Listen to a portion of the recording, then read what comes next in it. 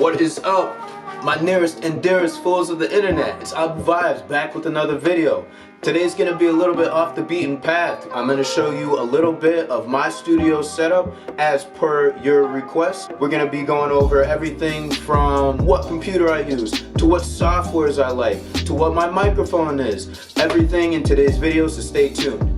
Let's get right to it. Alright, so jumping right into the action, we have here 2017 iMac 27-inch Retina display. And this computer works like a dream. It's powerful enough that I can run all of my favorite studio softwares on. I also use this computer for video editing, so this is the brains of the operation. Connected right next to it, it's just a 27-inch monitor made by HP. It's 1080p. I just got it on discount at Best Buy. As far as speakers, we have the KRK Rocket 6s. I love these speakers. The bass on them is insane. Unless you have a really large room, you can easily overpower a room with sound. These are great for if you have multiple people in the studio. You want to give everybody the opportunity to listen to what you're performing or what you're creating. These speakers here, they are a little bass heavy though, and that's something that you might want to consider if you're gonna pick yourself up a pair. Me personally, working with R&B and hip-hop artists and such, bass is a very important piece of the music. It ends up working out really well for me. My main software of choice is the Machine. These are the controllers that come with. Set up for you today, I have the Machine Mark II, which is my old machine. I ended up having to replace it. The screen was damaged. Some of these knobs over here weren't working like they were supposed to, so I decided to upgrade, and I'm using the Machine Mark III. Great piece of kit. If you can afford it, I totally recommend it. But know this, it's 100% not required to make good music. I know producers personally who are working on other DAWs like Logic and Fruity Loops, and they don't have any kind of controller.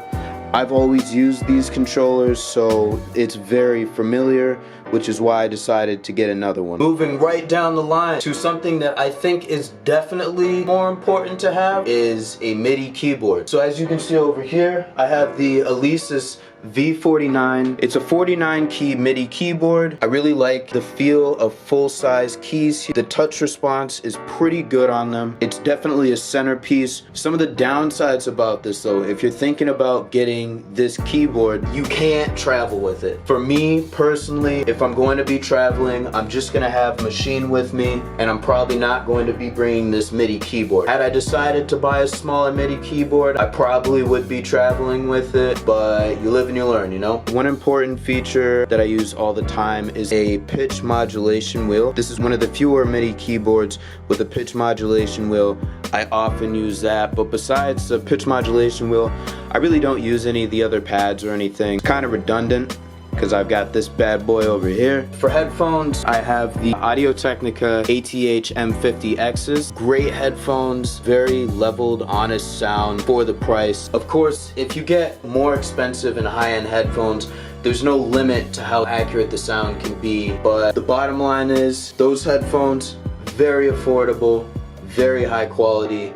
And ever since I've bought them, I've had zero complaints. I don't plan on replacing them anytime soon. Next, moving right along, we have my microphone setup, AKG P220. This is my second microphone setup. I'm very happy with it. It's a XLR condenser microphone. Condenser microphones offer really high quality sound, and AKG is right up there with Audio-Technica. Very good quality products. XLR is just the kind of cable that it connects to.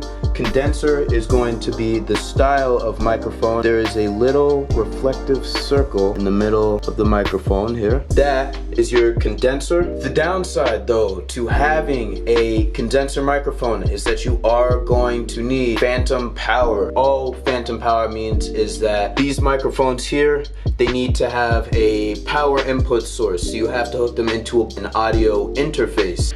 So for my audio interface, I have the PreSonus Studio 26C.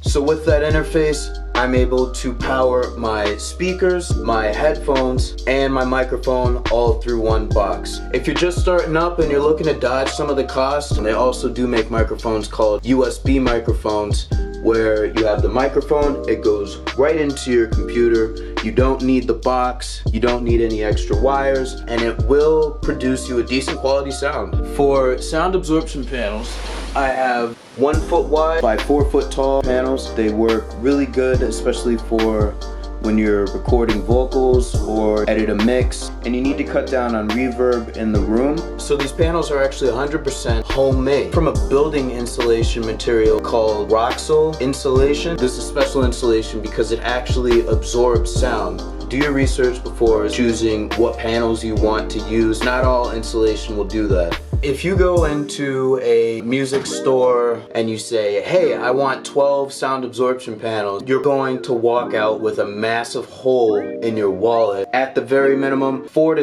$600. Like, no kidding. By making these panels, I get almost the exact same result, and I made all of these 12 panels for 90 bucks. These speaker stands, free from a home theater system. Yeah, these are pretty dope. These wooden risers, cut, built, and stained by yours truly, and they rise the speakers just high enough so that when you're sitting down, the speakers are level to your ears, which is very important. That is my early 2020 studio setup. I spent a lot of time collecting my gear. I've been collecting since 2015 now. For someone who's not been into music production, you might be intimidated. It's a building process. I started out on an iPhone 5C making beats off of the Machine app that I bought off the App Store from $2.99. That was like 6 years ago now. And eventually over time, saving my money and just choosing what to spend it on wisely, I'm able to get to a position like here, and I can share all of this good music that comes out of this studio with you. Keep on the lookout for new videos coming out all the time. And with that being said, I have nothing left to say. It's Abu Vibes out. See you in the next video.